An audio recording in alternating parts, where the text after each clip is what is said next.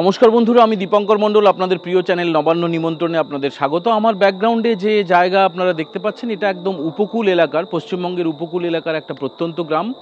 ঝিঝি ডাকছে, গোধূলি হয়ে গিয়েছে, অর্থাৎ সূর্য প্রায় অস্তমিত। এখন যারা নাগরিক এলাকায় রয়েছেন সেখানে নিশ্চয়ই নিয়নবাতিতে ঝলসে যাচ্ছে রাজপথ। বিশেষ করে আমার শহর প্রিয় কলকাতা, সেখানে তো একদম ঝকঝকে তকতকে। সপ্তমী, মহাসপ্তমীর যে সন্ধ্যা, এখানে আপাতত নাগরিক কোলাহল থেকে কিছুটা দূরে রয়েছি। এবং আজকে একটা বিশেষ খবর পেলাম বলে, অত্যন্ত গুরুত্বপূর্ণ, খুব বলতে গেলে ব্রেকিং নিউজ পেলাম বলে এটা আপনাদের সামনে তুলে ধরছি। এটা দেখুন, কিছুদিন ধরে ইঙ্গিত ছিল, কিছুটা ইশারা ছিল, কিছুটা আমাদের প্রত্যাশা ছিল, কিন্তু এবার যেহেতু অফিসিয়াল হয়ে গিয়েছে ব্যাপারটা, এবং কিছুদিনের মধ্যে সাংবাদিক বৈঠক করে ভারতীয় জনতা পার্টি ঘোষণা করে দেবে, এই কারণে আমরা আগাম আপনাদেরকে জানিয়ে দিচ্ছি 2026 সালে বিধানসভা নির্বাচনে মুখ্যমন্ত্রী পদপ্রার্থী হিসেবে একজন বিশেষ ব্যক্তিত্বের নাম ঘোষণা করা হতে চলেছে। যেভাবে 2014 সালে গোটা দেশের নিরিখে প্রধানমন্ত্রী পদপ্রার্থী ঘোষণা করা হয়েছিল নরেন্দ্র দামোদর দাস মোদীকে, তিনি তখন গুজরাটের মুখ্যমন্ত্রী ছিলেন, এবং আপনারা সেই সাংবাদিক বৈঠক দেখেছেন। রাজনাথ সিংহের পাশে বসেছিলেন নরেন্দ্র দামোদর দাস মোদী, যিনি এখন প্রধানমন্ত্রী, দেশের মাননীয় প্রধানমন্ত্রী। এইভাবে কিন্তু কিছু কিছু জায়গায়, কিছু কিছু ক্ষেত্রে ব্যক্তির নাম ঘোষণা করে দেয় ভারতীয় জনতা পার্টি। রাজ্য বিজেপির তরফে বিস্তর কাটাছেঁড়া চলছিল, আলোচনা চলছিল, কিছু আপত্তি হচ্ছিল। আরএসএসের তরফে কিছু প্রশ্ন তোলা হয়েছিল, বিশ্ব হিন্দু পরিষদের তরফে কিছু কিছু প্রশ্ন তোলা হয়েছিল, ভারতীয় জনতা পার্টির যারা পশ্চিমবঙ্গ শাখার নেতা তারা কিছু কিছু প্রশ্ন তুলেছিলেন। কিন্তু সমস্ত তর্ক, সমস্ত কিছু আলোচনা শেষ হয়ে গিয়েছে। প্রধানমন্ত্রী নরেন্দ্র মোদী, স্বরাষ্ট্রমন্ত্রী অমিত শাহ এবং অবশ্যই আরএসএসের সমর্থন নিয়ে রাজ্যের বিরোধী দলনেতা শুভেন্দু অধিকারীর নাম ঘোষণা করা হতে চলেছে কিছুদিনের মধ্যে, এবং দেওয়ালির পরে এই ঘোষণা হওয়ার কথা। তবে বারবার যে কথাটা আমরা বলে থাকি যে এটা তো আর পিৎজা ডেলিভারি নয়, যে বললাম সঙ্গে সঙ্গে হয়ে গেল, এক্স্যাক্ট ডেট মিলিয়ে দেওয়া তো আমাদের কাজ নয়। এই খবরটা একদম জেনুইন খবর যে এ রাজ্যে বিধানসভা ভোটে ভারতীয় জনতা পার্টির মুখ কে হতে চলেছেন, মুখ্যমন্ত্রী পদপ্রার্থী কে হতে চলেছেন, সেটা পুরোপুরি একদম শিলমোহর পড়ে গিয়েছে। রাজ্যের বিরোধী দলনেতা শুভেন্দু অধিকারী, তিনি হতে চলেছেন মুখ্যমন্ত্রী পদপ্রার্থী। এবং এটা তো বলার অপেক্ষাই রাখে না যে বিধানসভা ভোটে তৃণমূল কংগ্রেস আগের বারেরগুলোর মতো এবারও মুখ্যমন্ত্রী পদপ্রার্থী করবে মমতা বন্দ্যোপাধ্যায়কে। মমতা বন্দ্যোপাধ্যায় যেটা বলে থাকেন, তিনি 294টা কেন্দ্রে প্রার্থী, এবারেও তাই বলতে চলেছেন, এবং তিনি মূলত মুখ্যমন্ত্রী পদপ্রার্থী হবেন, এটা তৃণমূলে বলার অপেক্ষাই রাখে না। তো একদিকে মমতা বন্দ্যোপাধ্যায়, একদিকে শুভেন্দু অধিকারী, এই দ্বিমুখী লড়াই হতে চলেছে, দ্বিমুখী লড়াই দেখতে চলেছে গোটা রাজ্য, গোটা দেশ, এবং এটা শুধুমাত্র সাংবাদিক বৈঠক করে ঘোষণা হওয়ার অপেক্ষা। এখন কাউন্সিলর হিসেবে, বিধায়ক হিসেবে, সাংসদ হিসেবে, মন্ত্রী হিসেবে, এবং অবশ্যই ভোট রাজনীতির পিএইচডি করা হিসেবে আর কোনো নেতার নাম ভারতীয় জনতা পার্টির রাজ্য নেতারা জমা দিতে পারেননি।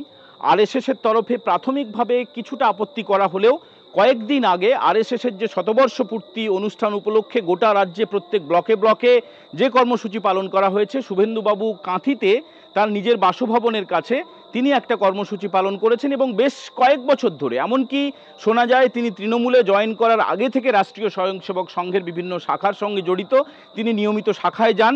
এবং এই সব তথ্য জানার পরে আরএসএসের তরফে আর কোনো রকমের উচ্চবাচ্য করা হয়নি, তারা মেনে নিয়েছেন। বিশ্ব হিন্দু পরিষদের তরফেও একইভাবে শুভেন্দুবাবুর নামই এ রাজ্যের মুখ্যমন্ত্রী হিসেবে মেনে নেওয়া হয়েছে।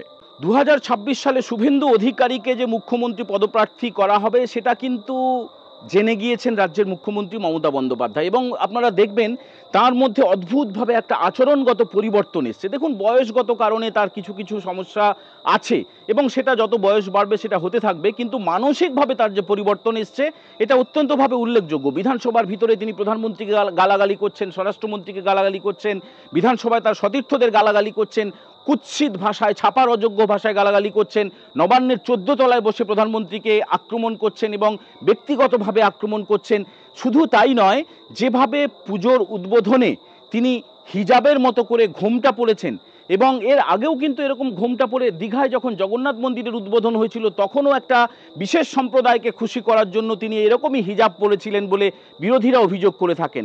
এই যে মুখ্যমন্ত্রীর মধ্যে পরিবর্তন, তার মধ্যে যে আশঙ্কা, তার মধ্যে যে দোলাচল, তার মধ্যে যে ভয়, এর কারণ হচ্ছেন শুভেন্দুবাবু। শুভেন্দু অধিকারী তৃণমূলে দীর্ঘদিন ছিলেন, তিনি তৃণমূল কংগ্রেসের অন্যতম শীর্ষ নেতা ছিলেন এবং এমনটা শোনা যায় যে মুখ্যমন্ত্রী মানে এখনকার যিনি মুখ্যমন্ত্রী মমতা বন্দ্যোপাধ্যায় তিনি সরে গেলে তৃণমূলে যদি শুভেন্দুবাবু থাকতেন তাকেই মুখ্যমন্ত্রী করা হতো। তো এহেন একজন নেতা যিনি তৃণমূলে রগে রগে চেনেন, শিরা উপশিরায় চেনেন, ডালে পালায় চেনেন, তাকে যদি বিরোধী দল তাকে যদি মুখ্যমন্ত্রী পদপ্রার্থী করে, তার বিরুদ্ধেই যদি লড়তে হয়, তার ফলে যা হওয়ার তাই হয়েছে। মুখ্যমন্ত্রীর মধ্যে আচরণগত পরিবর্তন এই কারণেই হয়েছে। এবার তাহলে রইল বাকি কে কে প্রশ্ন তুলেছিল। আরএসএসের তরফে প্রশ্ন তোলা হয়েছিল যে যেহেতু শুভেন্দুবাবু তৃণমূল কংগ্রেস থেকে এসছেন তাকে কি করা ঠিক হবে। বিশ্ব হিন্দু পরিষদের তরফে প্রশ্ন তোলা হয়েছিল এবং ভারতীয় জনতা পার্টির পশ্চিমবঙ্গ শাখার কোনো নেতা একটুখানি ওজোর আপত্তি করার চেষ্টা করেছিলেন। প্রধানমন্ত্রী নরেন্দ্র মোদী এবং অমিত শাহ যিনি কেন্দ্রীয় স্বরাষ্ট্রমন্ত্রী তারা প্রশ্ন করেছিলেন তাহলে একটা বিকল্প নাম দাও, বিকল্প আরেকটা নাম দাও, কারণ এর আগে পর্যন্ত পশ্চিমবঙ্গে কাউকেই মুখ্যমন্ত্রী পদপ্রার্থী করা হয়নি এবং এই যে হারের পেছনে এটাকেও কিন্তু অন্যতম বড় কারণ হিসেবে চর্চা করা হয়েছে।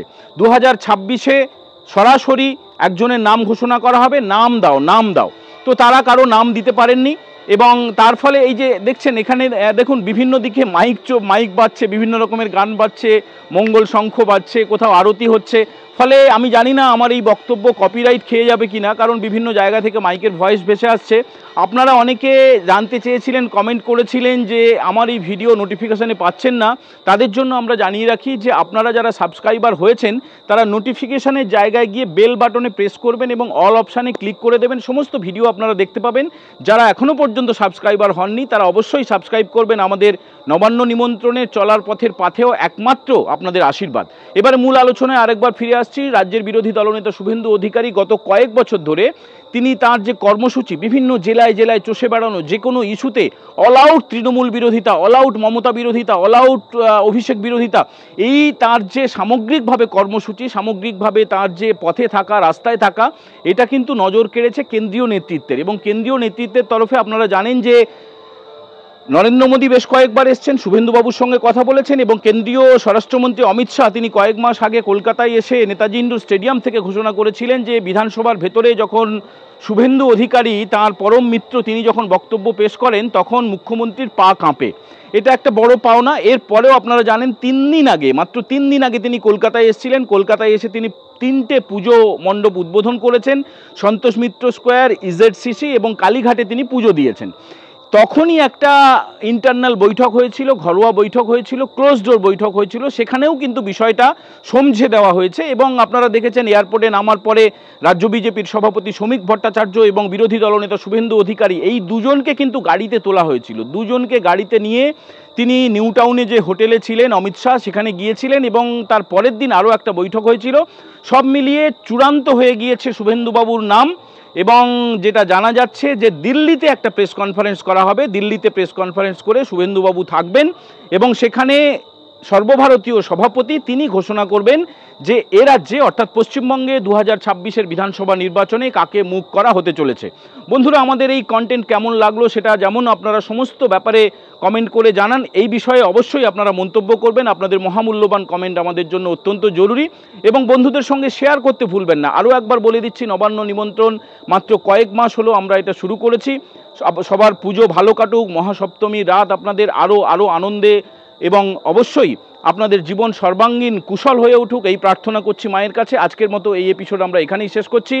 সবাই ভালো থাকবেন। জয় হিন্দ, বন্দে মাতরম।